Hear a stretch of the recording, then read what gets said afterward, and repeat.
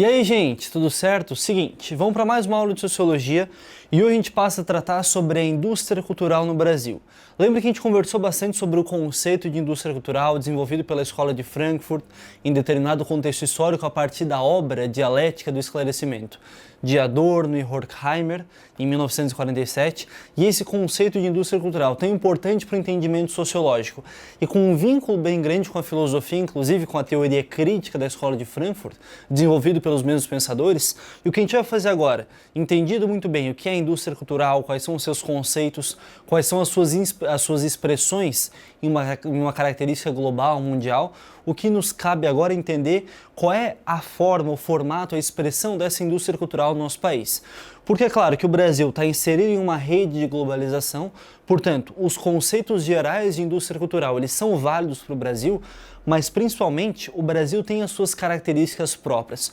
O Brasil, a partir de sua própria estrutura social, de suas características de marginalização, tem, digamos assim, uma faceta própria em relação à indústria cultural.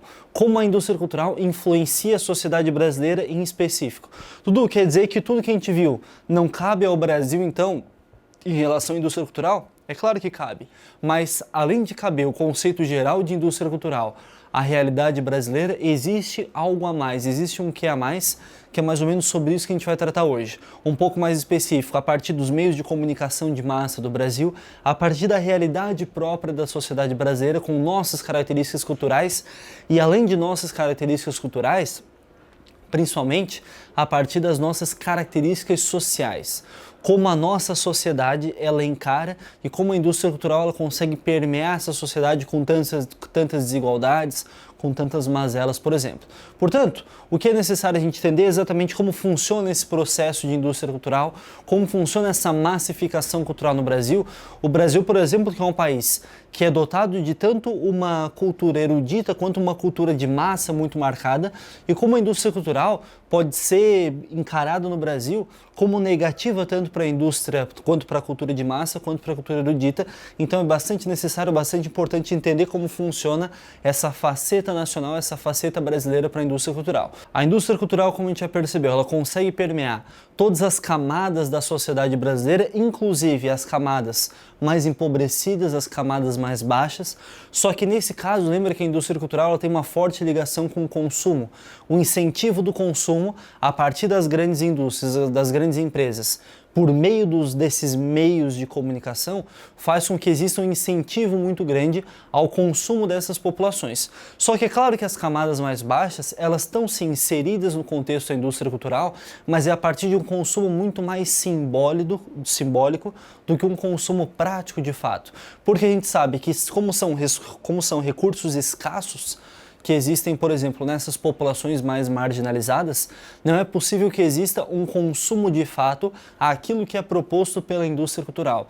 Então, na sociedade brasileira existe sim um grupo de pessoas que entra nesse jogo, nessa massificação da indústria cultural e que consegue sim consumir essa indústria cultural a partir disso, mas existe um grupo de pessoas que faz um consumo não prático, mas um consumo muito mais simbólico, um consumo ideológico em relação à indústria cultural, porque não tem os recursos para viver essa sociedade de consumo que é pregada pelos meios de comunicação. Então talvez essa é uma das grandes características primeiras de um país com grandes desigualdades como é o Brasil, com grandes populações marginalizadas nas grandes cidades, que tem sim acesso a um tipo de informação e que essa informação vai moldando as mentalidades, mas não necessariamente essas pessoas fazem parte desse jogo de consumo. Portanto, existe sim uma geração de desejo na cabeça das pessoas, uma geração de desejo por esse consumo que está estritamente vinculado à indústria cultural. Portanto, as propagandas, o marketing que é feito, aquele conceito de que antes se forma o consumidor para depois se formar o produto, é muito presente na nossa indústria cultural. Só que é claro que existe partes da população que não estão inseridas nesse jogo de consumo prático, que existe esse desejo pelo consumo, mas não consegue ter acesso, portanto, a esse consumo prático. Fica no ramo do consumo simbólico, é claro, desejando determinados produtos, mas não é possível ter acesso a eles. Então, o que a gente consegue perceber é que esse consumo ele é assim muito mais potencializado àquelas camadas mais altas. Uma das particularidades do Brasil é que existe sim as camadas mais altas envolvidas nesse conceito de indústria cultural, massificadas em seu consumo, e que aí sim, essas camadas mais altas têm acesso ao consumo, diferente dessas posições mais marginalizadas na sociedade. O que é possível se pensar? Ah, Dudu, aquelas camadas mais altas, mais elitizadas, elas não são tão abraçadas assim pela indústria cultural, não são tão massificadas. Pelo contrário, no Brasil existe sim uma elite bastante ligada, não à intelectualidade, digamos, mas muito ligada ao consumo. O conceito de diferenciação de camadas sociais no Brasil, ele está bastante vinculado a consumo e não sim a desenvolvimento intelectual, por exemplo. É por isso que a indústria cultural, que essa massificação, principalmente a parte de propaganda, tem tanta abertura no Brasil. Então, essa relação de produção cultural, ela tem um vínculo estreito com a relação de consumo. E aí sim, existem pessoas marginalizadas à relação de consumo e existem pessoas, digamos, no olho do furacão dessa produção cultural vinculada sempre à ideia de consumo. E essa ideia de consumo que vai estar bastante vinculada principalmente aos grandes meios de comunicação, aos domínios de meio de comunicação, não só a partir de questão de consumo, mas de questões políticas também.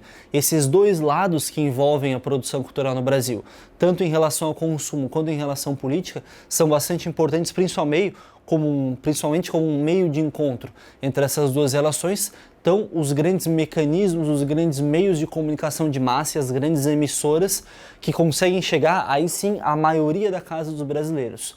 Por mais marginalizadas que sejam as pessoas no Brasil, hoje em dia existe um consumo muito grande, principalmente da TV aberta na sociedade brasileira, e essa TV aberta que é sim uma forma não de manipulação, mas de influência na vida das pessoas diretamente, para não usar essa palavra manipulação, que parece ter uma visão tão negativa assim, mas com certeza influencia para bem ou para mal a vida dessas pessoas. Portanto, vamos dar uma olhadinha nessa questão que representa exatamente essa relação entre o padrão de organização das mídias brasileiras, principalmente dos canais abertos, dos canais de televisão aberto, e aqui nos apresenta alguns dados.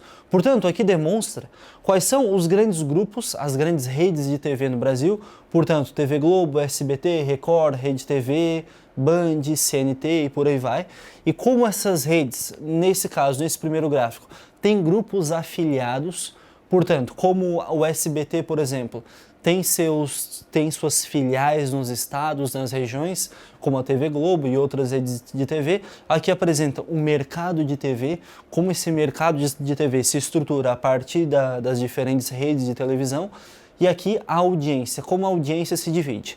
Então a gente consegue perceber que existe uma certa relação de controle por parte dessas redes de TV, principalmente nesse caso. Esses gráficos, eles não são extremamente atualizados, são dos últimos 10 anos mais ou menos, mas percebe que existe uma relação de controle bastante grande, principalmente em questão de audiência, 50% da audiência do Brasil, a partir da TV Globo, por exemplo. Então, vamos dar uma olhadinha na questão, vamos ver o que ela pede. Com base nos gráficos e nos conhecimentos sobre o tema, considere as afirmativas a seguir. Vamos ver então, afirmativa 1. Os dados sobre a divisão das concessões de rádio e TV no Brasil indicam a concentração de poder de produção e de circulação dos produtos culturais. Perfeito, exatamente isso. Como existe uma concentração muito grande dessas concessões, e concessões que são públicas, são dadas pelo governo, mostra que existe sim uma concentração na produção cultural e na produção de mídia brasileira muito grande. Então a 1, verdadeiro. Vamos ver a 2. Embora a Rede Globo tenha maior número de grupos afiliados de audiência e de arrecadação com o mercado publicitário, a divisão equânime entre as outras redes garante a feição democrática da maior indústria cultural do Brasil. Percebe que não existe uma divisão equânime, democrática entre esses grandes veículos de comunicação e até veículos de comunicação periféricos de regiões mais específicas do Brasil que não conseguem entrar nesse grande jogo de poder que são os grandes veículos, as grandes mídias de comunicação no Brasil. Então a 2 é falsa por enquanto, a verdadeira só 1. Vamos ver a 3. O mercado dos diferentes veículos de mídia revela que mais de 60% dos jornais e 70% da audiência de TV pertencem a dois grupos que apresentam maior faturamento na indústria cultural nacional. Perfeito. Vamos voltar no nosso mapinha. Quais são os dois grupos que apresentam maior faturamento? Tanto a TV Globo quanto o SBT, nesse caso, nesse momento específico. Então, percebe que a produção cultural está bastante envolvida a essas duas redes de TV. É claro que, por exemplo, a TV Record nos últimos anos vem ganhando mais espaço e aí, com as suas emissoras não só de TV, mas de rádio também, que está presente na casa de vários brasileiros ainda. Portanto, item 3, verdadeiro. Vamos ver o item 4. Os números de grupos afiliados às grandes redes revelam diversificação, flexibilização e maior regionalização na produção dos bens culturais e, portanto, uma tendência de fortalecimento da democratização social. É claro que existem muitas emissoras locais, mas não necessariamente para essa democratização das informações, da produção cultural, porque essas emissoras locais elas estão vinculadas sim às grandes emissoras. Então não existe, a partir de existir uma aparente maior descentralização, ainda existe uma centralização muito forte nas relações de produção cultural aqui nas grandes emissoras do Brasil. Então, é claro que o item 4 é falso, portanto. Vamos ver então, itens verdadeiros, a cenário alternativa aqui contém todas as afirmativas corretas, portanto, 1 e 3, item verdadeiro, B. Certo, gente? Então essa é mais ou menos uma discussão que se faz sobre os grandes veículos de comunicação e que partem a partir dessas duas questões, tanto das relações políticas envolvendo concessões de rádio e TV e também concessões para onde essas empresas, onde essas mídias, elas vão poder atuar, em qual período, quais são os programas que elas vão poder transmitir e também a partir do mercado televisivo, quanto de publicidade essas TVs controlam. Portanto, item 1 e 3 são verdadeiros. E aí, o que a gente passa a perceber agora, a partir desses conceitos gerais, desse modelo geral de indústria cultural no Brasil, é como existe uma grande influência estrangeira dentro da indústria cultural.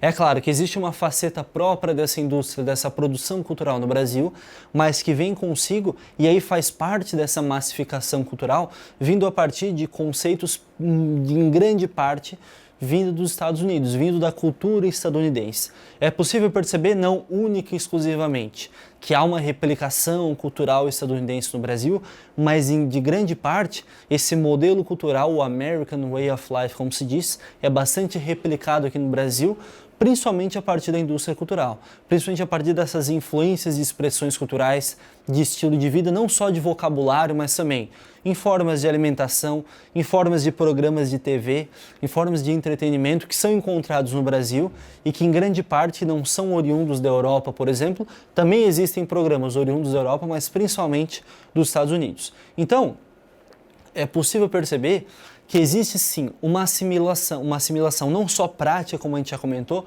mas também uma assimilação simbólica dessas relações culturais por diferentes camadas sociais, pelas camadas sociais mais inferiores, por exemplo, mais empobrecidas, que não têm tanto acesso a consumo, mas tem sim uma padronização com base nessas questões estrangeiras, nessa influência estrangeira norte-americana, por exemplo, a partir de uma apropriação simbólica dessa relação cultural. Se não dá para consumir exatamente de maneira prática, mas dá para existir uma relação de influência cultural, de uma influência simbólica a partir de uma relação com esse estrangeirismo bastante grande que existe no Brasil.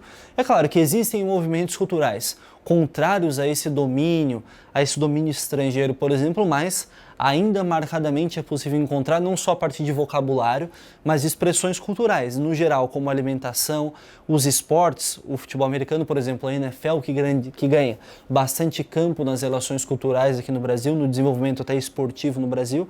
Portanto, essa influência estrangeira na nossa indústria cultural é bastante presente.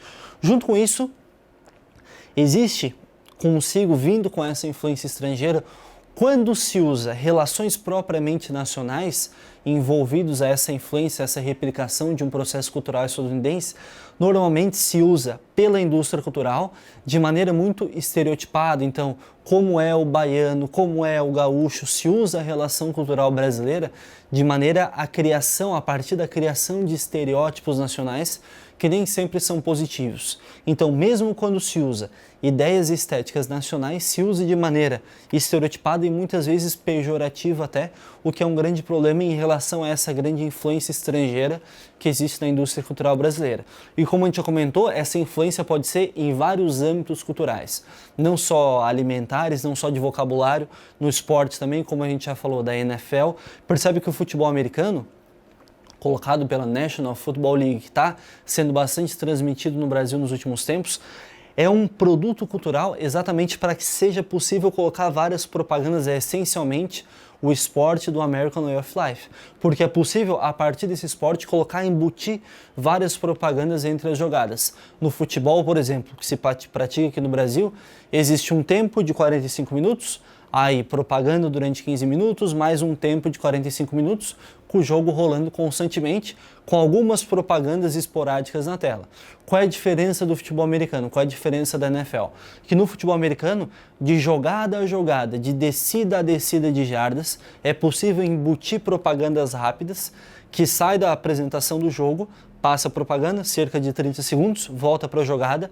É um jogo muito mais pausado, que nessas pausas são possíveis embutir muito grandes propagandas. E aí, no Super Bowl, por exemplo, que é o grande jogo, o último jogo da National Football League, do campeonato de futebol americano dos Estados Unidos, aí sim existe o grande desenvolvimento publicitário, as grandes propagandas do ano aparecem no grande intervalo entre os 4 tempos desse jogo. Portanto, existem aqui, é só um exemplo dessas expressões culturais ligadas a um desenvolvimento de indústria de massificação, principalmente a partir da relação de publicidade cultural. Portanto, o que a gente vai perceber agora é resolver uma questão para perceber exatamente essas influências, não só de uma influência cultural estrangeira, americana, principalmente no Brasil, mas também do quão efêmeros são essas relações de produção cultural, de como conceitos culturais são passageiros, valores culturais são passageiros no Brasil. Para isso, existe essa letra da banda Titãs, o nome da música, A Melhor Banda de Todos os Tempos da Última Semana. Um trecho da letra diz o seguinte: um idiota inglês, se é idiota, é bem menos que nós. Um idiota inglês é bem melhor do que eu e vocês. A melhor banda de todos os tempos da última semana. O melhor disco brasileiro de música americana. O melhor disco dos últimos anos de sucessos do passado. Portanto, é claro que a letra é bem mais extensa, trabalha com outras questões culturais também, mas gira em torno desses dois temas, do quão efêmeros são as produções culturais dentro de um contexto massificado de indústria cultural, como existe, por exemplo, uma música que é sucesso no carnaval e ninguém mais lembra, a música que foi sucesso num mês e ninguém mais lembra, não são sucessos duradouros, e dentro disso existe também uma grande influência estrangeira, principalmente dos Estados Unidos, presente não só numa questão de vocabulário, mas também numa questão de produção cultural, como a gente já viu. Então vamos dar uma olhadinha na questão. A mensagem transmitida pela música aponta para um dos temas fundamentais da sociologia, que foi desenvolvido por vários pensadores, a indústria cultural. Quem são esses vários pensadores? Adorno, Max Horkheimer, Theodor Adorno, como a gente já viu, portanto, desenvolve-se a indústria cultural e como isso se aplica no Brasil, vamos dar uma olhadinha nessa letra para entender bem isso. Nesse sentido, a mensagem remete, letra A, ao caráter passageiro dos produtos culturais elaborados pela indústria cultural, além da influência da cultura estrangeira no país. Perfeito. É exatamente isso, é exatamente essa mensagem que a música tenta passar. Primeiro, quão são efêmeras essas passagens culturais, esses produtos culturais no Brasil, como a gente já comentou.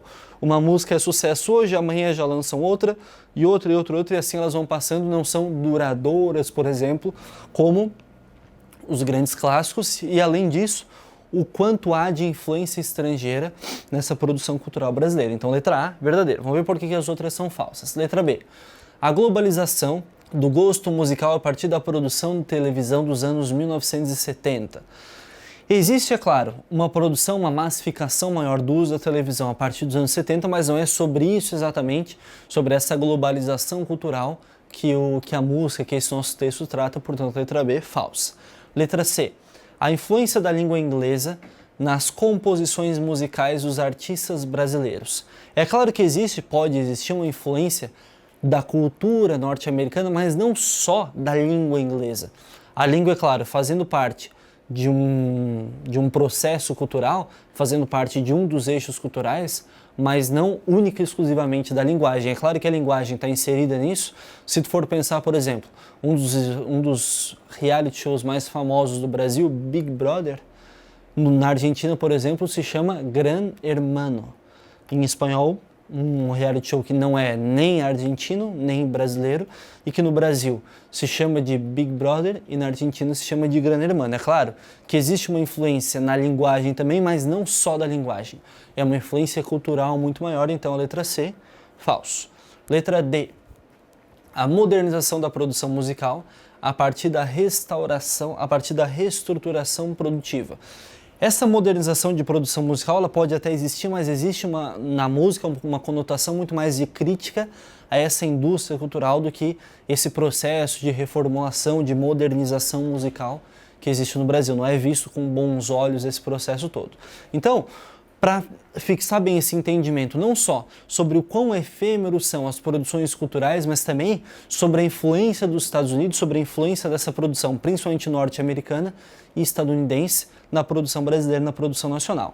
E aí sim, é claro que visto tudo isso, visto, digamos assim, os lados negativos da indústria cultural, é claro que essa indústria cultural, esse desenvolvimento grande de meios de comunicação, tanto rádio, TV, e nos últimos tempos, principalmente a internet, a partir de 2010 à frente, que a internet vai ganhando um corpo muito maior nas casas, na vida dos brasileiros e do mundo inteiro como um todo, desse processo de globalização como um todo, é possível encontrar alguns efeitos colaterais, digamos assim, desse processo de massificação cultural feita pelos meios de comunicação.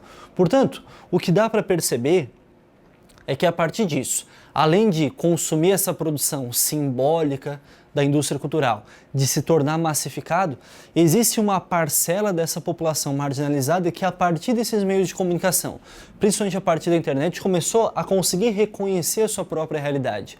Passou a reconhecer as suas mazelas, passou a reconhecer como sofre em relação a outras partes sociais, a outras partes da população brasileira, a outras camadas. Portanto, esse reconhecimento, essa maior informação que existe a partir da indústria cultural, até a partir dos meios de comunicação, faz com que haja uma visão crítica, uma visão de reconhecimento da sua realidade marginalizada. E é claro que isso vai ter consequências. Por exemplo, a noção, além das suas mazelas, além daquilo que sofre essa produção cultural, mas também de quais são os seus direitos, de quais são os direitos que são possíveis de ser buscados por essas populações a partir, é claro, de um maior conhecimento, a partir dos meios de comunicação. Esses meios de comunicação são importantíssimos para essa produção cultural, e aí sim, isso vai passar a ter uma característica política de certa forma. Se a gente lembrar dos movimentos de 2013, da metade do ano de 2013 no Brasil, que foram bastante influenciados por movimentos de internet,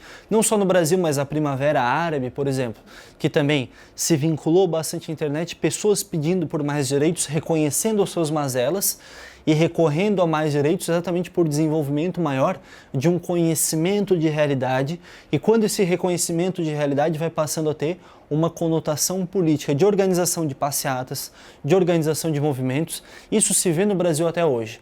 Ainda está se estudando, ainda está se buscando reconhecer como são as principais formas, as grandes formas de elaboração de reconhecimento sociológico da internet a partir de relações políticas. Como a internet influencia essas relações políticas, ainda é um campo um pouco nebuloso para a gente. A gente precisa de um distanciamento ainda para reconhecer exatamente quais foram as consequências dessa produção de mídia na internet, não só na TV e no rádio.